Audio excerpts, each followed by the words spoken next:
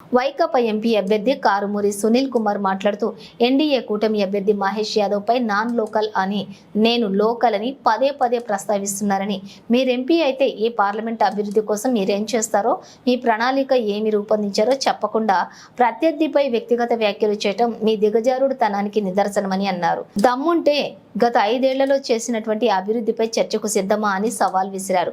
దానికి మా ఎంపీ అభ్యర్థి అవసరం లేదని, నేను చాలని అన్నారు. ఎప్పుడు ఎక్కడ అనేది మీరు చెప్పి లేదా నన్ను చెప్పమన్నా సిద్ధమని అన్నారు. మీ తండ్రి మంత్రిగా ఉండి జిల్లాకు వరగబెట్టింది ఏమీ లేదని, టీడీఆర్ బాండ్ల కుంభకోణంతో వందలాది కోట్ల రూపాయలు అవినీతికి పాల్పడిన సంగతి ప్రజలందరికీ తెలుసునని అన్నారు. ఆరుగాలం కష్టపడిన రైతు గోను సంచులు అడిగితే దేశానికి అన్నం పెట్టే రైతును ఎర్రిపప్ప అని తిట్టినటువంటి ఘనత మీదని అన్నారు. పోలవరం ప్రాజెక్టు నిర్వాసితులకు ఏం చేశారు? చింతలపూడి లిఫ్ట్ ఇరిగేషన్, పామాయిల్, పొగాకు, వరి రైతుల కోసం ఏమైనా చేశారా అని ఈ ప్రభుత్వ హయాంలో అని అన్నారు. దేశంలో ఎక్కడ ఓటున్నా మనం ఎక్కడైనా పోటీ చేసేటువంటి అవకాశం ఉన్నాం. ఆయన మీ మాదిరిగా అవినీతి చేసి లేకపోతే రాష్ట్ర సంపదను కొల్లగొట్టి సొంతంగా జేబులు వేసుకునేటువంటి క్యారెక్టర్లు కాదు.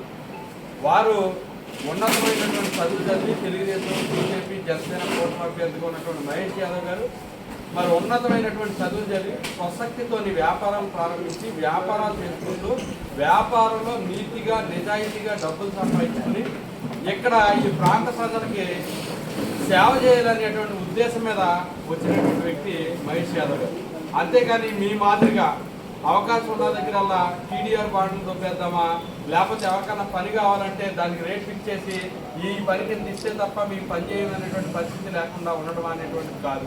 రెండోది, ఎక్కడైనా సివిల్ సప్లైస్ మంత్రిగా మీ నాన్న ఒక్క రివ్యూ ఏ జిల్లాలోనైనా సంబంధిత శాఖకు సంబంధించి ఒక రివ్యూ పెట్టగలిగినటువంటి పరిస్థితి ఉందా? ఈ రోజున మరి గతంలో 13-14 సరుకులు ఆ సప్లై ద్వారా నడిచేది. ఈరోజు ఎక్కడన్నా ఉచితంగా మోదీ గారు ఇచ్చే బియ్యం తప్ప ఏమన్నా ఒకటి అందించిన పరిస్థితి ఉందా? మీరు ఏమన్నా చేయగలుగుతున్నారా? ఎంపీ క్యాండిడేట్కి అందిస్తారు, నీకు మీ పార్టీ అవకాశం ఇచ్చింది, డెఫినెట్గా నువ్వు పోటీ చేసేటప్పుడు నువ్వు మాట్లాడు. ఏం మాట్లాడు? పార్లమెంటు పరిధిలో చూసుకుంటే నూజివీడు మామిడికి నూజివీడు రసాలు ప్రపంచ ప్రఖ్యాతిగాంచినటువంటి రసాలు, దాన్ని మార్కెటింగ్ ఎలా చేయగలుగుతావు, అక్కడ రైతులకి ఎలా మేలు చేయగలుగుతావు అనేది మాట్లాడు. దెందులూరు ఉంది, లేకపోతే కైకులూరు ఉంది, వీటిలో ఆక్వా రైతులకు సంబంధించినటువంటి అంతా కూడా జరుగుతూ ఉంది. ఆక్వా మీద మీరు ఏమిటి, ఎలా ఇంటర్నేషనల్ స్టాండర్డ్స్లోకి ఆక్వా రైతులు తీసుకెళ్ళగలుగుతున్నారు, ఎలా లాభాలు తీసుకెళ్ళగలుగుతారు చెప్పండి. చింతలపూడి ఉంది, చింతలపూడి లిఫ్ట్ ఇరిగేషన్ ఉంది. అది ఓన్లీ చింతలపూడికో లేకపోతే ఏలూరుకో దెందులూరుకో కాదు, పక్కనున్న కృష్ణా జిల్లా వరకు కూడా మరి దాదాపు లక్షలాది ఎకరాలకి అది ఉంది. మీరు రాగానే అధికారంలో 2 నెలల్లో పూర్తి చేస్తాం, వారంలో పూర్తి చేస్తామన్నారు. ఈ రోజు వరకు అతిగతి లేదు. అవార్డు అయిపోయిన తర్వాత కూడా రైతులకి ఇంతవరకు రూపాయి ఇచ్చిన పరిస్థితి లేదు. దాని మీద మాట్లాడండి, ఏ రకంగా ముందుకెళ్తారనేది. పామాయిల్ రైతులు ఉన్నారు, పక్కనున్న తెలంగాణ రాష్ట్రంలో మంచి ధర వస్తూ ఉంది, ఆంధ్ర రాష్ట్రంలో రావట్లేదు. మీరు పార్లమెంట్లోకి వెళ్తే ఏం చేయబోతా ఉన్నారో దాని మీద మాట్లాడండి. భారతదేశంలోనే అతిపెద్ద జాతీయ బహుళార్థక సాధక ప్రాజెక్టు పోలవరం ఉన్నది. అది 72 తెలుగుదేశం హయాంలో వచ్చేస్తే 2021లో పూర్తి చేస్తా ఉన్నారు, 2022 అన్నారు, 2023 అన్నారు, 2020 అన్నారు. ఇంతవరకు కనీసం 2% కూడా పూర్తి చేసింది లేదు. ఒకరికి అవకాశం ఇస్తే నువ్వు ఎంపీగా గెలిస్తే దాన్ని ఏ స్టేజ్లో ఏ రకంగా తీసుకెళ్తావు? పోలవరం నిర్వాసితులు ఉన్నారు, 10 లక్షలు ఇస్తా ఉన్నారు, కోడి భూములు కూడా పట్టాలు ఇస్తా ఉన్నారు, వాళ్ళ నిర్వాసితులు ఆదుకుంటామన్నారు. దాని మీద ఏం చేస్తాం అనేది మాట్లాడండి. ఉంగుటూరు ఉంది, ఆక్వా ఉంది ఒక పక్కన, వరి ఉంది ఒక పక్కన, దానికి మీరు ఏం చేద్దాం అనుకుంటున్నారు మాట్లాడండి. అంటే మీరేం చేయలే, వాటి మీద కనీసం అవగాహన లేక, ఏరియాలో చెప్పక, ఏం చేయడానికి తెలియక, చేతక ఊరికి అవాకులు చవాకులు పెడుతూ లోపల లోపల అని మాట్లాడుతూ ఉన్నారు. నేను అడుగుతున్న సూటిగా ప్రశ్నిస్తా ఉన్నా, ఈ రోజున ఈ జిల్లాకి సంబంధించి కానీ పక్కనున్న తూర్పుగోదావరి జిల్లాకి సంబంధించి కానీ ఇంతమంది లోకల్గా ఉన్నటువంటి ఎమ్మెల్యేలు కానీ ఎంపీలు కానీ ఎమ్మెల్సీలు కానీ ఇంత పెద్ద వ్యవస్థ ఎక్కడో చిత్తూరు జిల్లా నుంచి వచ్చినటువంటి పెద్ద పుడింగి మిథున్ రెడ్డి గారికి మీరు ఎందుకు ఎత్తనిస్తా ఉన్నారు? అతను చెప్తే మీరు ఎవరైనా కలిసి ఎవరైనా సీట్ ఇప్పించే పరిస్థితి ఉందా? పక్కన ఉత్తరాంధ్ర ఉంది, ఉత్తరాంధ్రలో 34 నియోజకవర్గాలు ఎవరో నాయకులు లేడా? అక్కడ ఎవరో వైవి సుబ్బారెడ్డి పెత్తనం ఏంటి?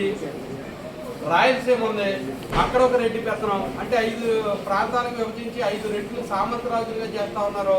మరి ఇక్కడ ఎందుకు మీరు ఎవరో మాట్లాడలేకపోతున్నారు?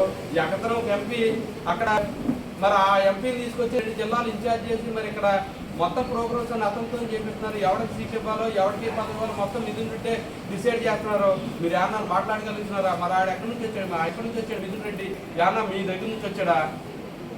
2014లో సాక్షాత్ ఎంపీగా మరి ఆమె ఎక్కడ ఆవిడ? మరి మీరు ఈ రోజున మొదటిసారి ఏదో గవర్నమెంట్ ఉద్యోగస్తులు ట్రాన్స్ఫర్ ఇచ్చినట్టు ఒక జిల్లా వాళ్ళని ఇంకొక జిల్లాలకి మారుస్తూ ఉన్నారు. ఎమ్మెల్యే సీట్లకి ఎంపీ సీట్లకి మారుస్తూ ఉన్నారు. మరి స్థానికంగా అక్కడ పనిచేయట్లేదు, అక్కడ పనికిరాలని మీరు మార్చారు కదా. మరి మీరు అసలు ఈ రకమైనటువంటి రాజకీయాలకి ద్వారాలు తెచ్చినటువంటి మీరు ఈ రోజున చాలా హాస్యాస్పదంగా నేను లోకల్ నువ్వు లోకల్ అయితేంది, నా లోకల్ అయితేంది, పనిచేసేటోడు కావాలా? మహేష్ యాదవ్ గారు ఉన్నాడు, అనర్గళంగా 6 భాషలు మాట్లాడగలడు ఆయన. ఎవరి సమస్యని ఎవరికి ఏ స్థితిలో ఎలా చెప్తే అర్థమవుతుందో చెప్పగలిగే సమర్థత కలిగినటువంటి వ్యక్తి, చదువుకున్న వ్యక్తి.